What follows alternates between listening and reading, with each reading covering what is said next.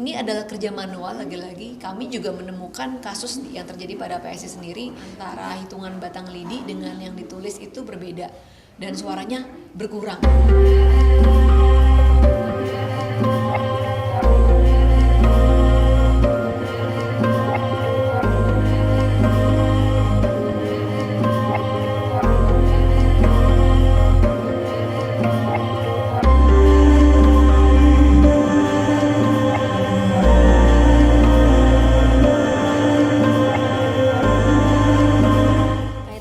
Adanya dugaan data suara tidak sah di TPS ini yang diduga tertukar atau ditukar untuk menjadi ke suara PSI ini kan sedang ramai dibicarakan ya Mbak. Mungkin minta tanggapan.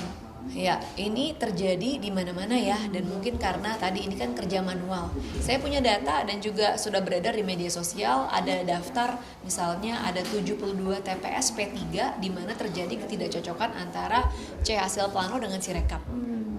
Begitu pula Nasdem ada puluhan TPS, Perindo juga demikian gitu.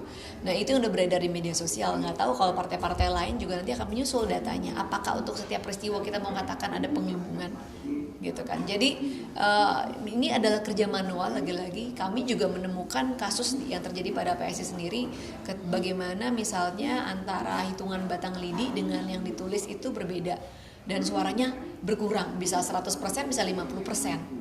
Ya itulah tugasnya, makanya petugas-petugas di lapangan untuk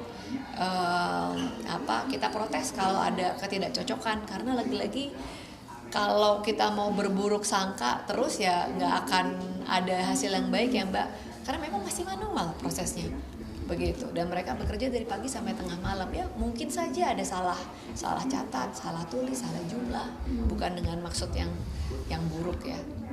Oh, tapi kalau misalnya dari internal PSI sendiri kan surveinya mengatakan bahwa lolos dari 4% itu kan ya. Tapi kalau misalnya melihat bagaimana saat ini dari KPU juga masih berkutat di soal Form C ini, apakah nanti kemudian dari PSI masih optimis untuk terkait dengan suaranya melewati? Kami masih optimis karena kan ada beberapa indikasi, antara lain misalnya survei dari banyak lembaga 6 bulan sebelum pemilu itu menunjukkan PSI tren elektabilitasnya naik terus. Bahkan surveinya Kompas yang tidak dirilis entah kenapa, PSI 4,4% di sana.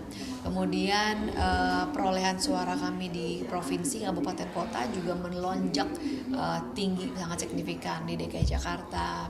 Kemudian di kota-kota ya, di Semarang, di Tangerang, di Banten, di Surabaya, di Papua bahkan naik sampai 300%, di NTT naik sampai 400%, di Maluku naik sampai dengan 600%. Jadi kan memang ini tercermin juga gitu ya, antara intention to vote sebelum pemilu, kemudian juga perolehan suara di DPRD-nya provinsi dan kabupaten kota juga melonjak drastis. Jadi kami masih optimis, kita kawal terus perhitungan real count di KPU. Dan yang awal kan bukan cuma PSI ya, banyak Mbak gitu kan. Kalau kita coba deh sekali-kali main ke udah selesai di kecamatan ya, tapi kalau kita lihat di sana ada banyak sekali orang yang berjaga dari pagi sampai malam, dan ini nggak bisa kita di tempat seperti itu kita tiba-tiba simsalabim abrakadabra gitu.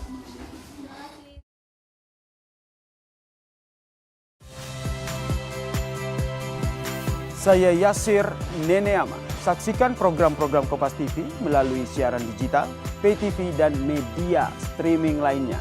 Kompas TV, independen, terpercaya.